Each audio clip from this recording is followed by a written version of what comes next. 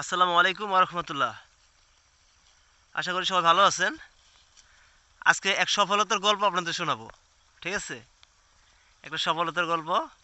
এটা দেখতে পাচ্ছেন গাড়ল ক্রস।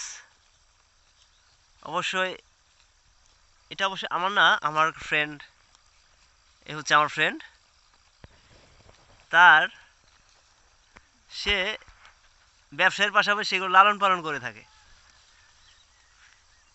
তার অভিজ্ঞতা থেকে বোঝা যায় সে কিন্তু ছাগল লালন পালন করেছে, কিন্তু এগুলাই আসলে খরচ কম। তার অভিজ্ঞতা থেকে একটু আর কথা বলবো। ভাই, একটু এদিকে আসেন। এখন আওলাদ ভাইয়ের মুখে শুনবো আসলেই গাড়লে এই ভেড়ায় কিরকম লাভ, মানে এই রোগ প্রতিরোধ ক্ষমতা কেমন, খাবার তেমন কেমন সম্পর্কে রাখছি জানবো। ভাই একটু যদি বলেন।